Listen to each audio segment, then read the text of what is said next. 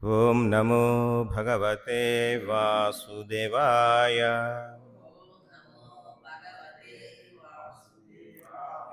ఓం నమో భగవతే వాసుదేవాయ.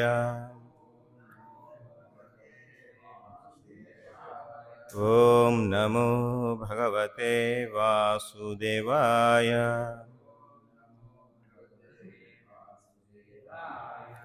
హరే కృష్ణ. ఈరోజు మనము శ్రీమద్ భాగవతం 4వ స్కందములో 1వ అధ్యాయంలోని 61వ శ్లోకం చదువుతున్నాము. ముందుగా పదపాఠము. తేభ్యః అగ్నయః సమభవన్ చత్వారింశత్ చ పంచ చ తే ఏవ ఏకోనపంచాశత్ సాకం పితృపితామహై పితృపితామహై తేభ్యోగ్నయః సమభవన్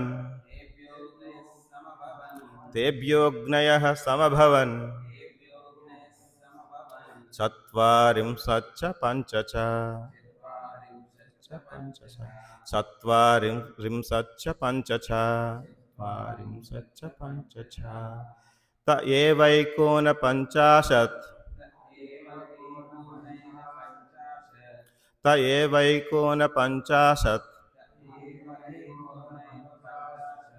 సాకం పితృపితామహై తేభ్యోగ్నయః సమభవన్ చత్వారింశచ్చ పంచ చ త ఏవైకోనపంచాశత్ సాకం పితృపితామహై తేభ్యోగ్నయః సమభవన్ చత్వారింశచ్చ పంచ చ త ఏవైకోనపంచాశత్ సాకం పితృపితామహై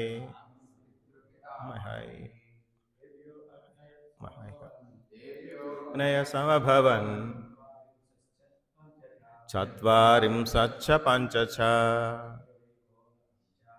త ఏవైకోనపంచాశత్ పితృపితామహై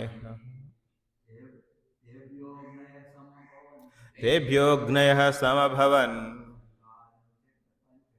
చత్వారింశచ్చ పంచ చ త ఏవైకోనపంచాశత్ సాకం పితృపితామహై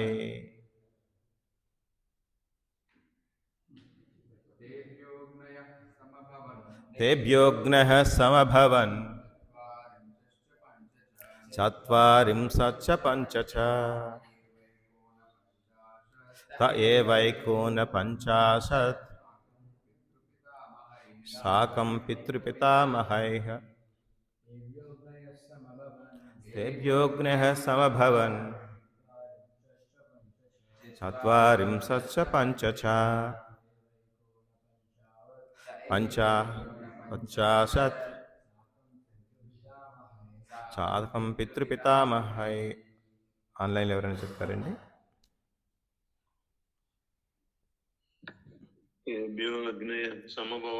తేభ్యోగ్నయః సమభవన్ చత్వారింశచ్చ పంచ చ త ఏవైకోనపంచాశత్ సాకం పితృపితామహై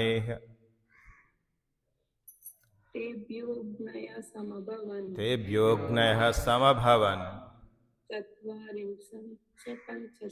చత్వారింశచ్చ పంచ చ త ఏవైకోనపంచాశత్ సాకం పితృపితామహై. ప్రతిపదార్థములు. తేభ్యః వారి నుండి, అగ్నయః అగ్నిదేవతలు, సమభవన్ ఉద్భవించిరి, చత్వారింశత్ నలుబది చ మరియు పంచ ఐదు చ మరియు తే వారు ఏవ నిక్కముగా ఏకోన పంచాశత్ నలుబది తొమ్మండుగురు సాకం సహా పితృపితామహ తండ్రులు తాతలతో కలిపి. భాష్యము మరియు అనువాదము ఇచ్చిన శిలాప్రభుపాదులకు జయము జయము. భాష్యము.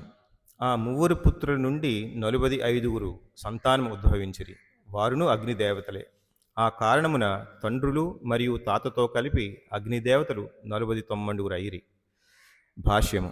అగ్ని తాత కాగా పావకుడు పవమానుడు శుచి అనువారలు తండ్రులు.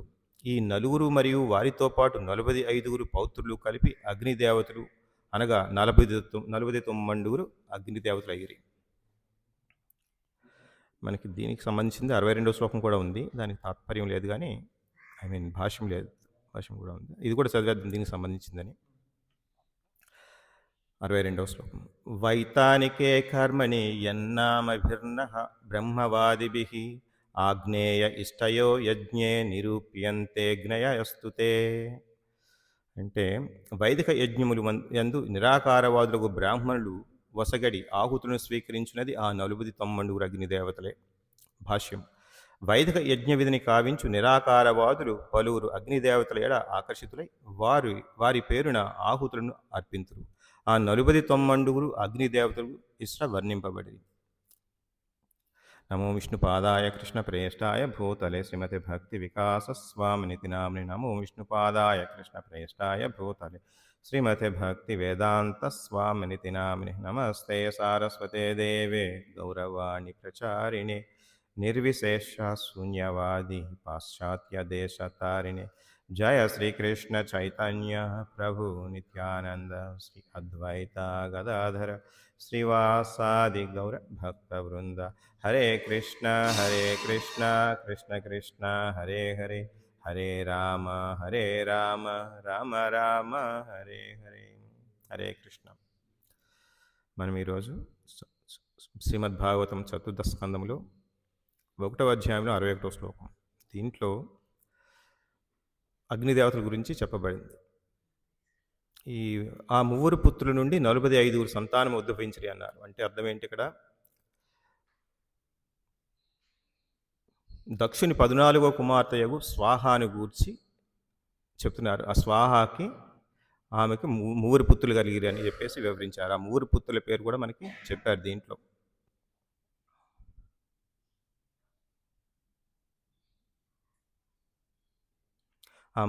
పావకుడు పవమానుడు శుచి అని 3 పుత్రులు ఉన్నారు. వారికి ఇంకా 45 మంది పుత్రులు కలిగారు. వారందరూ కూడా 45 మంది మనవులు.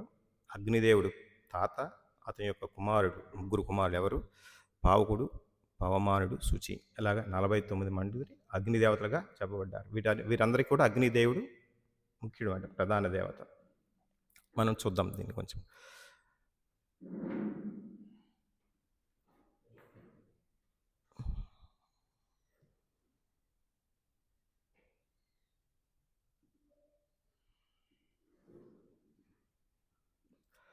దీంట్లో మనం ఇప్పుడు ఏం చదువుతున్నాం, ఇదంతా కూడా 1వ అధ్యాయంలో అంతా కూడా స్వయంభూమని యొక్క వంశ చరిత్ర గురించి చెప్తున్నారు. అండ్ వాళ్ళ పుత్రికల యొక్క వంశ చరిత్ర గురించి చెప్పబడింది. దీంట్లో మనం చూసాం స్వయంభూమనికి స్వతరూపకి ఈ 3 పుత్రులు ఉన్నారని చెప్పేసి.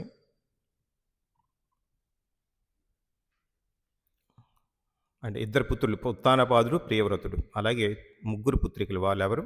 ఆకూతి, దేవహూతి మరియు ప్రసూతి.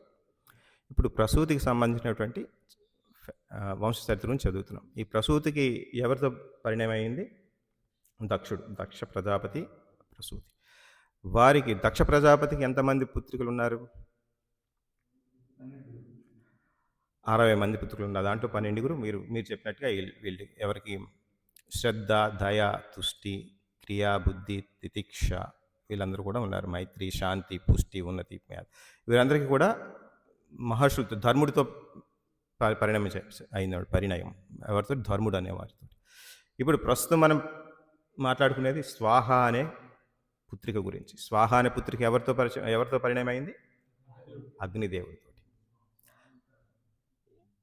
ఈ విధంగా మనకి స్వయంభూ మనువు పుత్రిక ప్రసూతి, ప్రసూతి పుత్రిక స్వాహ, స్వాహ యొక్క పుత్రుల గురించి మనం మాట్లాడుతున్నాం. వారందరూ ఎవరు? అగ్నిదేవతలు. దీంట్లో స్వాహ యొక్క భర్త అగ్నిదేవుడు. ఆయనకి ముగ్గురు పుత్రులు ఉన్నారని. వాళ్ళెవరు? పావకుడు, పావమా 45 మంది, శుచి, పావమానుడు, శుచి. వారికి 45 మంది పుత్రులు పెట్టగలిగారు. వాళ్ళందరూ కూడా కలిపి అగ్నిదేవతలు అని చెప్పేసి చెప్పబడింది.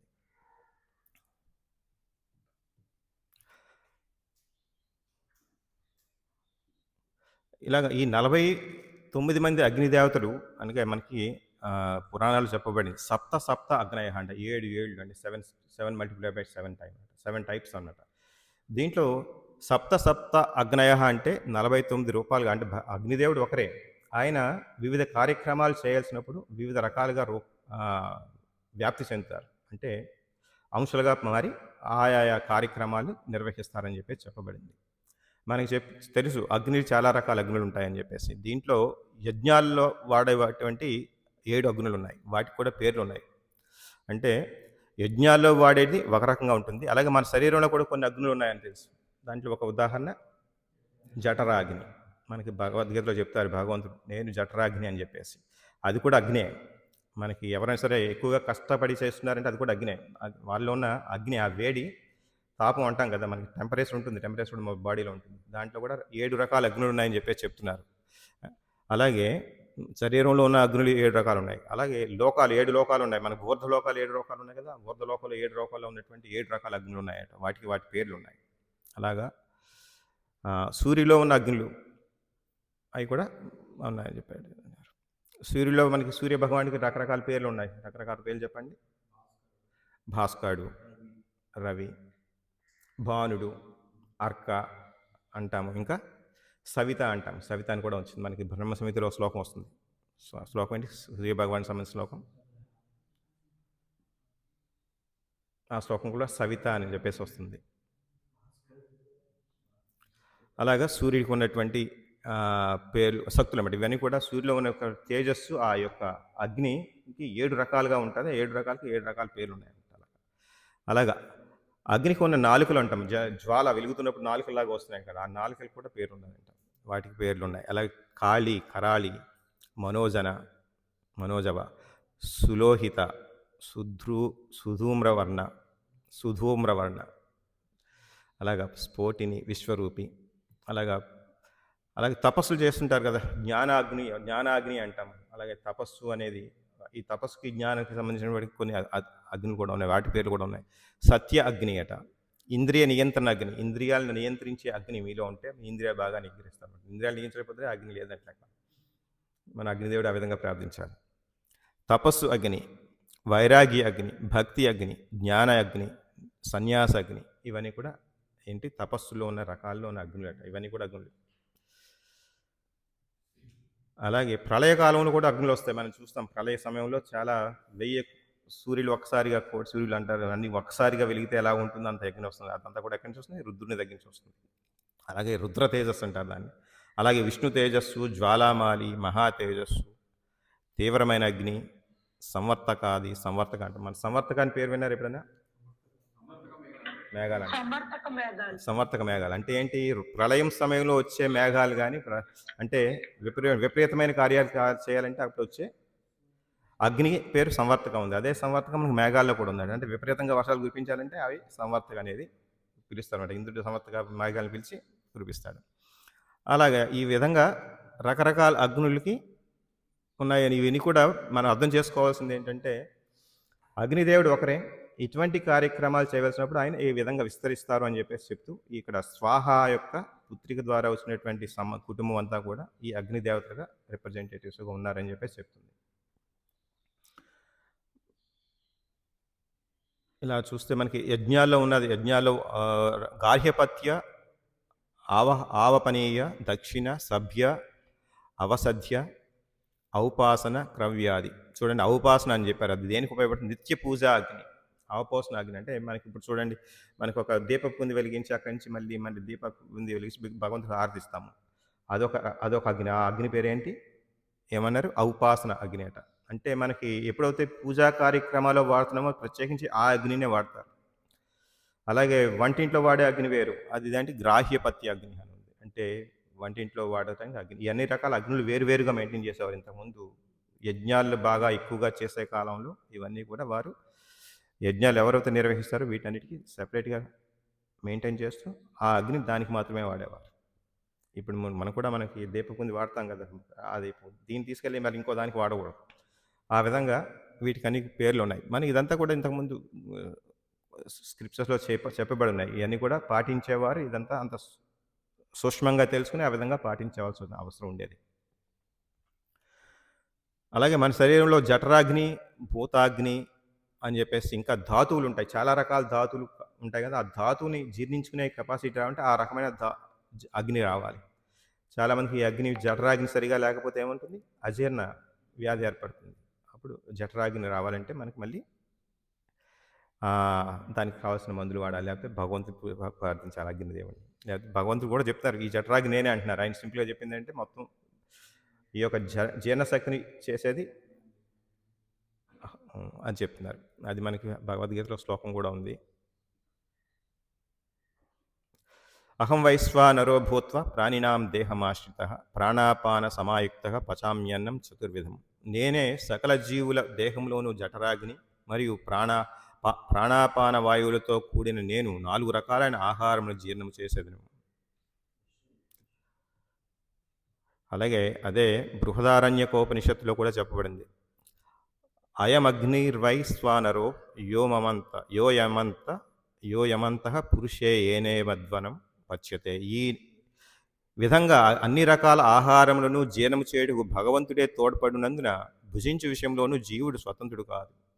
మీరు తినేసింది ప్రతిదీ అరగాలంటే మీ చేతిలో లేదు. తినడం వరకు మీ చేతిలో ఉంది. తినేసాక అరగడం మీ చేతిలో లేదు. అది ఎవరెవరు అరిగిస్తున్నారు? భగవంతుడి యొక్క ప్రతినిధి అగ్ని జఠరాగ్ని రూపంలో. మనం కూడా తినేటప్పుడు కూడా మనకి ఈ శరీరానికి ఏది తత్వం ఏ విధంగా పడుతుంది, ఏది తినొచ్చు, ఏది తినకూడదు, ఏ కాలాన్ని బట్టి ఏం తినాలి, ఈ కాలంలో ఇది తినకూడదు, సమయాన్ని బట్టి, కాలాన్ని బట్టి, సీజన్ బట్టి ఏం తినొచ్చు, ఏం తినకూడదు అనే జ్ఞానం మనకు ఉండాలి. అది ఆ యొక్క జఠరాగ్ని మీకు తగినంత పాలల్లో కావాలంటే భగవంతుని సహకారం చేస్తుంది. భగవంతుడు లేకుండా అరగదు కూడా అరగదు. ఈ విధంగా జీవుడు ఆహారమును భుజించు అవకాశమును కోల్పోవును. అంటే జీర్ణము చేయుటకు భగవంతుడే తోడ్పడును. భుజించిన విషయంలో కూడా జీవుడు స్వతంత్రుడు కాడు. జీర్ణక్రియకు భగవానుడు తోడ్పడకున్నచో జీవుడు ఆహారమును భుజించు అవకాశము కోల్పోవును. అట్లు భగవానుడే ఆహార ధాన్యాలను ఉత్పత్తి చేస్తుండును మరియు అతడే ఉదరమున జీర్ణము చేయుచుండును. ఇక్కడ భగవంతుడే ఇస్తాడు. ఆహార ధాన్యాలు ఇచ్చేది భగవంతుడే. అది మీరు తిన్నాక మనం అరిగేది కూడా భగవంతుడే. చూడండి ప్రతి విషయంలో భగవంతుడి మీద మనం ఏ విధంగా ఆధారపడ్డాం అనేది మనం గ్రహించాలి. దీన్నే జ్ఞానం అంటాం. ప్రస్తుత కాలంలో ఏమున్నా సరే ట్యాబ్లెట్ వేసేసుకుంటాం. నీకు డయాబెటిక్ పేషెంటా? తినేసాయి, తర్వాత ఇంకో టాబ్లెట్ వేసుకో. తర్వాత రోజుకు ఒక జీర్ణశక్తి కావాల్సిన ఏంటి ఏదో సంథింగ్ ఎసిడిటీ ఉంటే వేసుకుంటారు. రోజుకోటో 2 వేసేసుకోవాలి ప్రతి ఒక్కటి. ఇటువంటి పరిస్థితిలో ఉన్నాం మనం.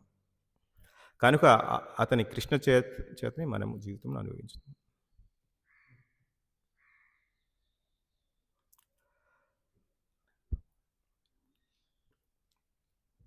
అంటే మనకి కృష్ణ భగవానుడు శబ్దంలో ఉన్నాడు, దేహంలో ఉన్నాడు, వాయువులో మాత్రమే కాకుండా జీర్ణశక్తి రూపంలో కూడా ఉదరంలో నెలకొని ఉన్నాడు. చూడండి ఏ విధంగా భగవంతుడు మనలో ప్రతి అణువులోనూ ఉన్నాడంటే చెప్పడానికి ఇదొక అర్థం.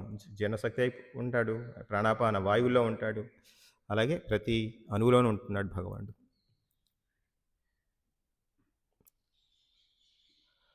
మన శరీరంలో ఉన్నటువంటి అగ్నులు అటువంటి విధంగా ఉన్నాయి. తర్వాత లోకాల్లోను మనకి భూలోకంలో ఉన్న అగ్ని వేరు, భువర్లోకము, స్వర్గలోకము, మహర్లోకము, జనలోకం, తపోలోకం, సత్యలోకం. అంటే ఈ విధంగా ఉన్నప్పుడు మనకి చూడు గంగాదేవికి స్వర్గలోకంలో ఉన్నప్పుడు ఒక పేరు ఉంటుంది. అలాగే మనకి భూలోకంలో ఉన్నప్పుడు ఒక పేరు ఉంది. అలాగే రకరకాల పేర్లు ఉన్నాయి. అలాగే ఈ యొక్క అగ్నులు కూడా వేరు వేరు లోకాల్లో ఉన్నప్పుడు వారికి వేరు వేరు పేర్లు ఉన్నట్టుగా వారి కర్మలను బట్టి వారి యొక్క చేసే కర్తవ్యాన్ని బట్టి ఈ అగ్నిదేవుడి యొక్క విస్తారం ఆ విధంగా వ్యవహరిస్తుంది అక్కడ అని చెప్పేసి మనం అర్థం చేసుకోవాలి.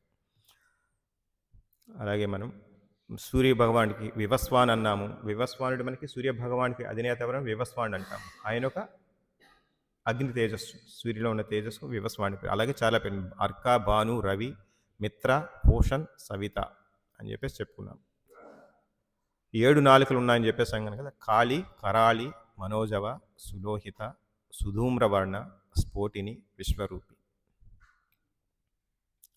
తపస్సు మన సత్య అగ్ని, ఇంద్రియ నియంత్రణ అగ్ని, తపస్సు అగ్ని, వైరాగ్య అగ్ని, భక్తి అగ్ని, జ్ఞాన అగ్ని, సన్యాస అగ్ని. చూడండి, ఇప్పుడు వైరాగ్య అగ్ని కావాలి. వైరాగ్యం అంటే ఆ అగ్ని మీలో ఉంటే ఆ యొక్క ఫైర్ మీలో ఉందా అంటారు. చాలామంది అడుగుతారు, నువ్వు చదవాలి, బాగా చదవాలి, ఫస్ట్ మార్క్ తెచ్చుకొని నీకు ఆ ఫైర్ నీలో ఉందా అంటారు. కెరీర్ డెవలప్మెంట్, ఆ ఫైర్ నీలో ఉందా అంటారు. అంటే ఇది తెలుసో తెలియకో మనం ఈ విధంగా వాడేస్తాం. ఫైర్ కావాలని చెప్పేసి, మీలో ఏదైనా సక్సెస్ కావాలని సరే ఆ ఫైర్ మీలో ఉండాలన్నమాట.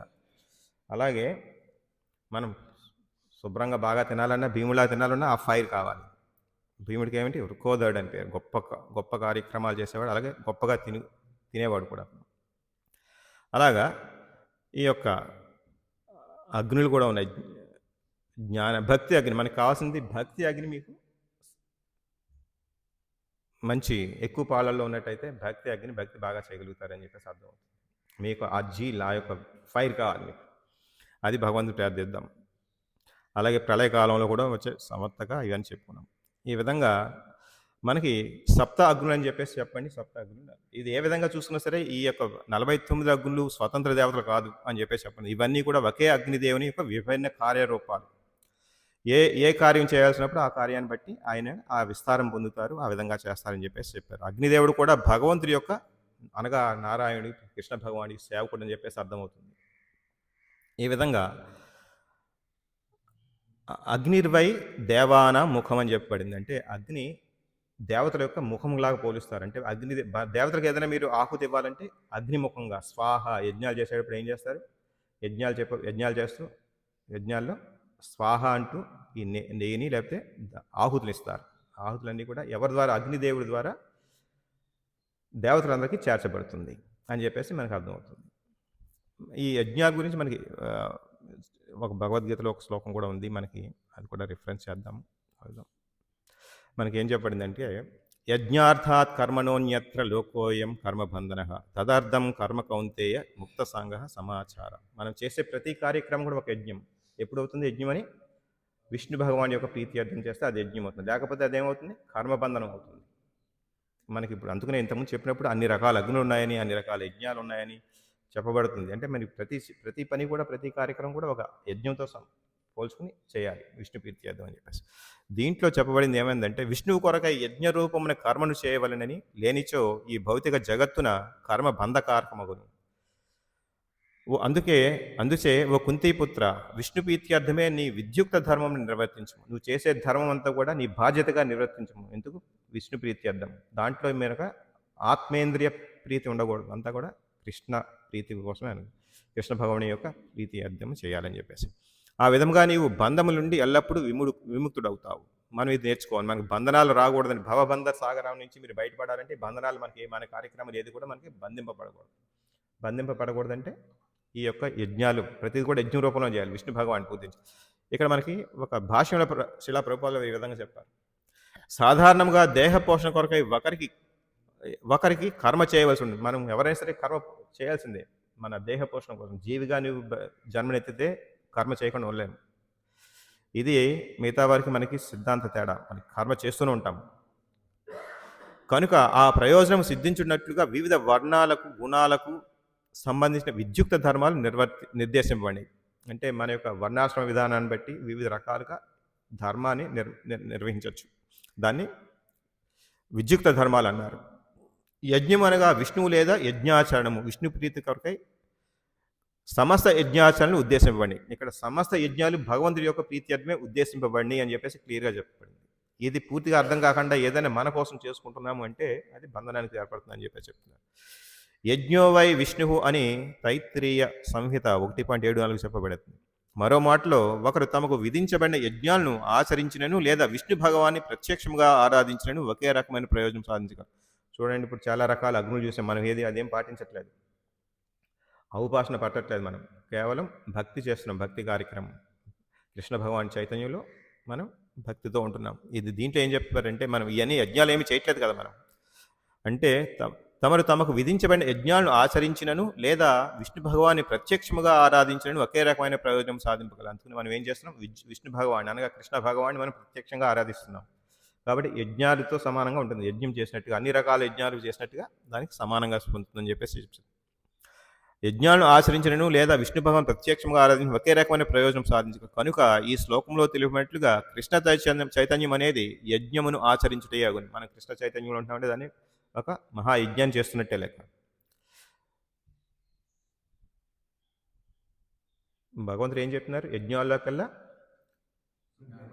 జపయజ్ఞం నేనన్నారు. మనం చేస్తున్న జపయజ్ఞం తక్కువేం కాదు. మీకు జపం చేస్తున్నాం, నామ సంకీర్తన అందులో నీ కలియుగంలో అది మాత్రమే మీకు సుటబుల్ అన్నమాట, అర్హత. ఆ విధంగా అనేది యజ్ఞం ఆచరించుటే అగును. వర్ణాశ్రమ విధానం కూడా విష్ణు ప్రీతికినే లక్ష్యము కలిగి ఉండాలి. మనం వర్ణాశ్రమ విధానం కూడా ఏంటంటే వాడు ఎక్కువ వీడు తక్కువ, లేకపోతే వాడు అన్న భావంతో ఉండకూడదు. వీడిని అజమాయిషీ చేయొచ్చు, వాడిని బానిసగా ఉంచవచ్చు, నేను యజమానిని అన్న భావంతో కాదు. అది కూడా ఈ యొక్క భగవంతుడి యొక్క యజ్ఞాలు చేసే కార్యక్రమంలో ప్రతి ఒక్కరు ఏదో పని చేయగలరు. చూడండి, మందిరం కట్టాలంటే సేవకులు కావాలి కదా, సేవకులు కావాలి. మందిరం ఎవరు కట్టేయగలరు? యజమాని కట్టలేడు కదా, సేవకులు కావాలి. వారు చేసే పని వారికి కావాలి. మందిరం కట్టాలంటే కావాల్సినటువంటి దానం లక్ష్మిని ఆయన ఇవ్వాలి. అలాగే దాంట్లో కాకుండా వర్షిప్ అర్చన చేయాలంటే బ్రాహ్మణులు కావాలి. ఈ విధంగా వర్ణాశ్రమ విధానం అందరికీ కావాలి. అన్నీ కూడా యజ్ఞాలకే. ఈ ఎవరైతే మనకి ఇటుకలు తయారు చేస్తున్నారు, లేకపోతే తాపి మేస్తున్నారు, వారు కూడా యజ్ఞాల్లో భాగం అయిపోతున్నారు, తెలుసో తెలియకో. ఆ విధంగా అంటే ఈ వర్ణాశ్రమ విధానం మీకు ఆ విధంగా రచింపబడింది. తెలుసో తెలియకో మీరు యజ్ఞాల్లో పాల్గొంటున్నారు. అలాగే పువ్వులు కావాలా, తోటమాలి ఉంటాడు, పువ్వులు పెంచుతాడు, మొక్కలు పెంచుతాడు, పువ్వులు కోసిస్తాడు. ఆయన కూడా ఈ యొక్క యజ్ఞంలో అర్చనలో ఆయన కూడా భాగం పంచుకున్నట్టు ఆయన. ఆ విధంగా ఈ వర్ణాశ్రమ విధానము కూడా విష్ణు ప్రీతిని లక్ష్యముగా కలిగి ఉండాలని. ఎప్పుడైతే తోటమాలి తోటలో పువ్వులు కొనుక్కుని పెంచి బయట మార్కెట్లో అమ్ముకుని సంపాదన చేసుకుంటున్నామంటే అది భావబంధనం అయిపోతుంది. మళ్ళీ కాదు, ఇదంతా కూడా భగవంతునికి అర్పిద్దాం అనే భావంలో చేసినట్టయితే అది భావబంధనాల నుంచి కాకుండా ఒక యజ్ఞంలా తయారైపోతుంది. అందుకని మన కృష్ణ చైతన్యంలో ప్రతి ఆశ్రమంలో ప్రతి టెంపుల్లో ఉండేది అంతా కూడా ఇదంతా యజ్ఞమే అనమాట, మహాయజ్ఞం అది. వర్ణాశ్రమాచారవత పురుషేణ పుమాన్ విష్ణురారాధ్యతే. విష్ణు పురాణం అనేది ఈ విధంగా చెప్పబడింది. అంటే విష్ణు భగవాన్ పూజించినట్టయితే సర్వయజ్ఞాలు చేసినట్టు అని చెప్పేసి వర్ణాశ్రమ విధానం కూడా దానికోసం ఉంది. కనుకనే ఒకరు విష్ణు ప్రీత్యర్థమై కర్మ చేయవలని.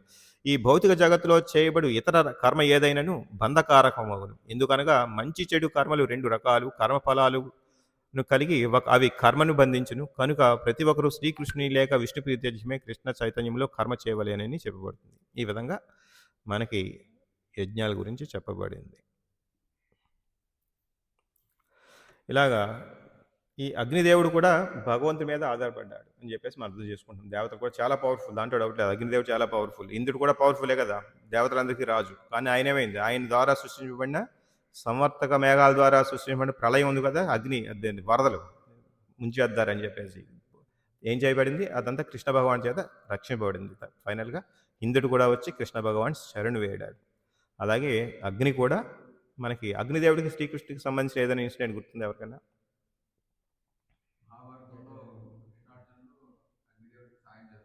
కాండవ దహనం, అవునా?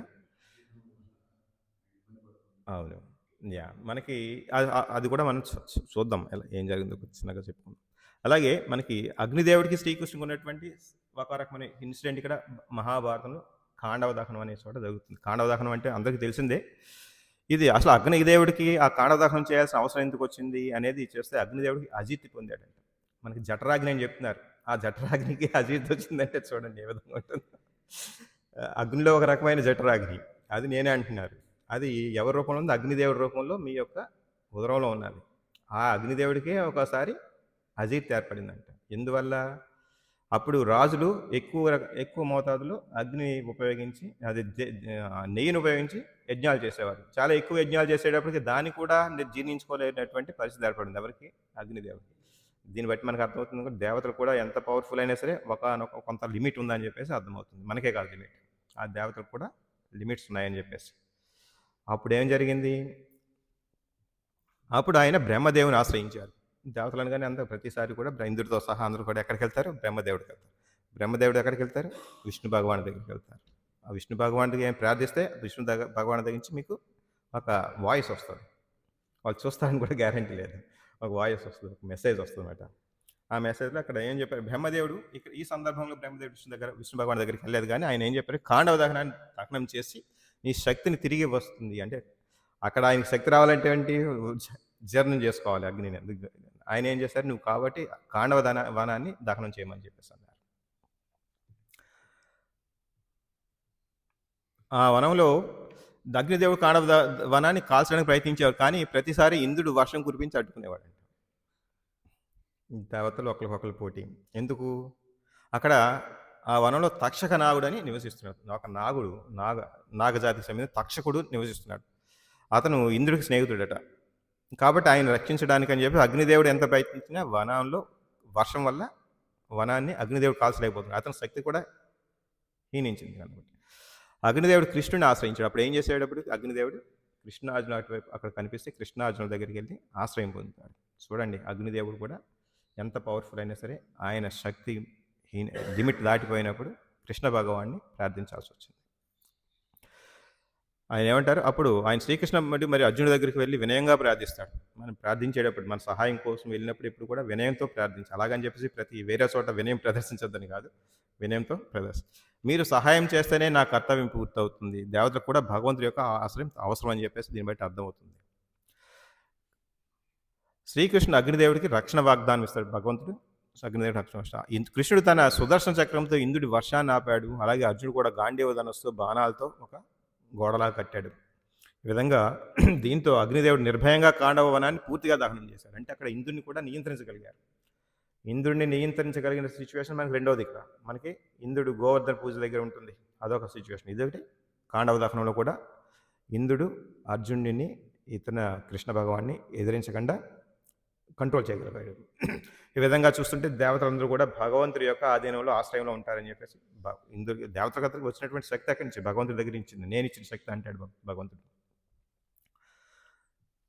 అలాగా దీంతో అగ్నిదేవుడికి కృతజ్ఞతగా అగ్నిదేవుడు తిరిగి శక్తి వస్తుంది, ఆయనకి ఆనందించాడు. ఇక ఈ విధంగా మనం ఒక కథను చెప్పుకోవచ్చు. దీన్ని బట్టి అర్థమవుతుంది ఏంటంటే అగ్నిదేవుడు లాంటి మహాదేవత కూడా శ్రీకృష్ణ సహాయం లేకుండా పని చేయలేకపోయాడు. అంటే దేవతలు కూడా భగవంతుడి యొక్క సేవకులు అని చెప్పేసి వారు గుర్తుంచుకోవాలి. నేను భగవంతుడికి గుర్తుంచుకోవాలి. అలాగే బ్రహ్మదేవుడు కూడా ఒకసారి మోహపడ్డాడు. ఈ చిన్న బాలుడు శ్రీకృష్ణుడు ఏం చేయగలుగుతాడు అని చెప్పేసి, ఇంత విచిత్రంగా ఉందని చెప్పేసి బ్రహ్మదేవుడు కూడా శ్రీకృష్ణ భగవాన్ని పరీక్షించదలిసి ఒకసారి ఏం చేశాడు, వారు వనంలో భోజనాలు చేస్తుండగా గోపబాలుని గోవత్సాలను కూడా ఎత్తుకుపోతాడు. ఆ విషయం కూడా అందరికీ తెలిసినటువంటిది.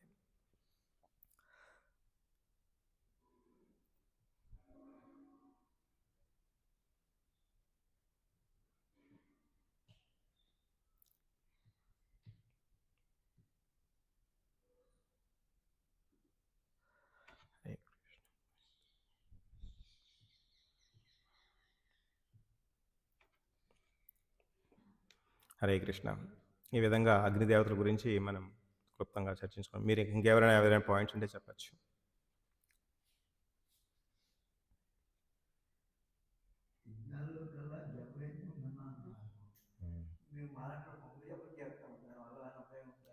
దాన్ని మనం అందరూ మొదలుపెట్టేది అక్కడి నుంచే మొదలు పెడతాం. అందరూ కూడా ప్రతి ఒక్కరు కూడా మొదలుపెట్టింది అక్కడి నుంచే. తర్వాత సాధన ద్వారా, లేకపోతే ఈ యొక్క సత్సాంగత్యం ద్వారా, ఈ కృష్ణ కథ అమృతాన్ని వినటం ద్వారా మీ యొక్క పరిస్థితిని మీరు ఉన్నతి చెందించుకోవాలి. నేను ఫస్ట్లో 4 మాలలు చేయాలని సరే తలకిందులుగా చేసి మొత్తం చేయలేకపోయేవాడిని నేను. తర్వాత మొత్తానికి 16 మాలలు చేయవలసిన పరిస్థితి ఏర్పడింది. ఇదంతా కూడా భగవంతుడి కోరిక. మీరు ఈ 16 మాలలు చేయాలి క్షుణ్ణంగా, అంటే ఆమె శ్రద్ధగా చేయాలి, అపరాధాలు చేయలేకుండా చేయాలని మీలో మీరు చేసే అపరాధాలు మీరు గ్రహించాలి ఫస్ట్.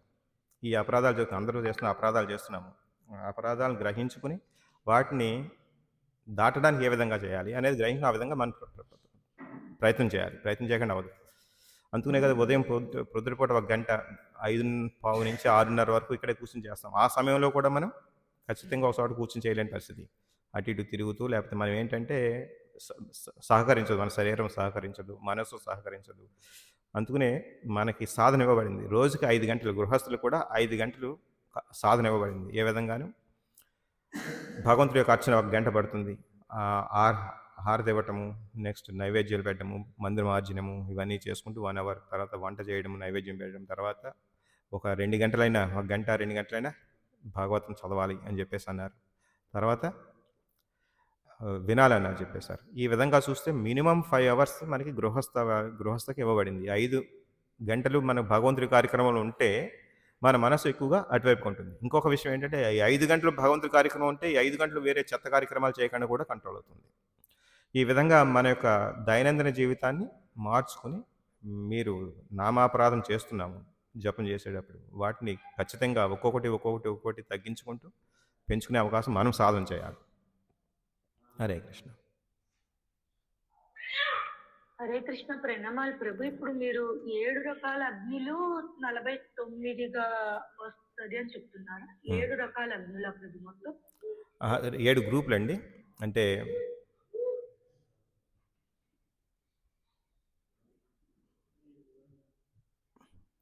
ఇవి సప్త అగ్నులు అని చెప్పేసి అన్నారు. సప్త అంటే యజ్ఞాలు ఉపయోగించే 7 రకాల అగ్నులు. అంటే ఒక రకం ఏంటంటే యజ్ఞాలు ఉపయోగిస్తాం, దాన్ని 7 అగ్నులు అంటారు. అంటే ఇక్కడ ఔపాసన చేసే అగ్ని వేరు, అలాగే మన శరీరంలో ఉండే అగ్ని వేరు. రెండు ఒకలాగా ఉండవు. ఇప్పుడు చలిమంట వేసుకున్నప్పుడు అగ్ని ఒకలాగా కనిపిస్తుంది, అలాగే దీపం వెలిగించేటప్పుడు ఒకలాగా అగ్ని. అలాగే అగ్ని మన శరీరంలో కూడా ఉంది, ఉదరంలో ఉంది జఠరాగ్ని. దాని రూపం మనకి అగ్నిలాగా ఉండదు, మండుతూ చలిమంటలాగా ఉండదు. అలాగా యజ్ఞాలు ఉపయోగించే రకం ఒక అగ్ని, దాంట్లో 7 రకాల అగ్నులు ఉన్నాయి. అంటే అది వాడకం బట్టి, అంటే నిత్య ఔపోసన నిత్య పూజాగ్నికి ఒక రకంగా ఉంది, అలాగే పితృకర్మలకు చేసేటప్పుడు ఒక రకమైన అగ్ని వాడతారు. అంతేగాని అలాగా 7 రకాలు కలిపి ఒక యజ్ఞాలు ఉపయోగించేటప్పుడు ఒక కేటగిరీ అది. ఇంకా మా శరీరంలో ఉండే అగ్ని జఠరాగ్ని, అగ్ని దాత్వాగ్నులు ఉన్నాయి, ఇవన్నీ 7 రకాల అగ్నులు. ఇవన్నీ కూడా మనకి చలిమంటలాగా అలా కనిపించదు, అదొక రకమైన ఒక గ్రూప్. అలాగే లోకాల్లో స్థూలంగా చూసుకున్నట్టయితే భూలోకంలో ఒక రకమైన అగ్ని ఉంటుంది, భూలోకంలో ఒక రకమైన అగ్ని ఉంటుంది. అలాగా 7 రకాల అగ్నులకి 7 రకాల పేర్లు ఉన్నాయి. మీరు అనుకుంటున్నారు నా యొక్క స్క్రీన్ కనిపిస్తుందా మీకు? స్క్రీన్ కనపట్లేదు ప్రభు, మీరుదా కనిపిస్తుంది. అవునా, అవుతుందా? స్క్రీన్ షేర్ కనిపిస్తుంది ప్రభు మాతాజీ. మీరు మార్చినట్టున్నారు చూడండి. దీంట్లో మనకి శ్లోకం కనిపిస్తుందా? ఓకే, అది మా శ్లోకం కనిపిస్తుందా?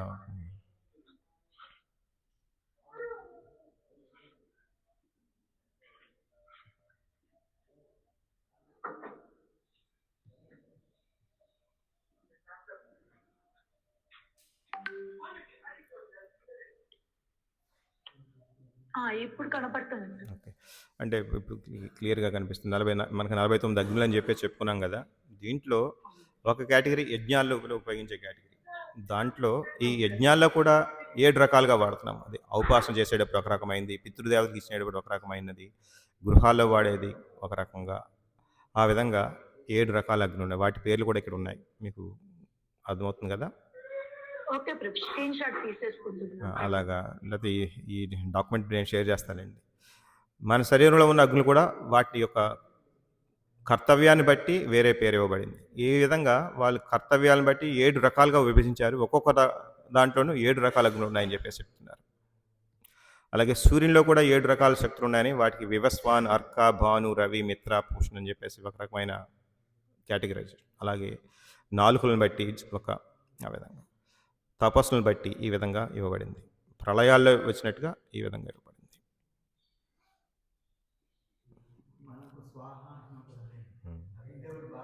అవునండి, అవునండి.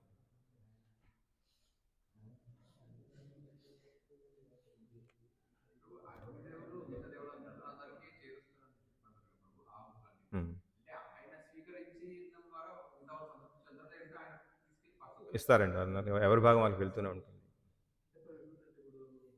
అందుకనే ఇక్కడ మనకి దక్షటికి అక్కడ శివుడికి ఇవ్వాల్సిన భాగం ఇవ్వలేదు అక్కడ దక్షయజ్ఞంలో. కాబట్టి అక్కడ కూడా కోపోద్రిక్తులు ఏర్పడతాయి. యజ్ఞాలు చేసినప్పుడు ఎవరి భాగం వెళ్ళాల్సింది వారికి వెళ్ళాల్సింది. చెప్పండి. రుద్రుడా?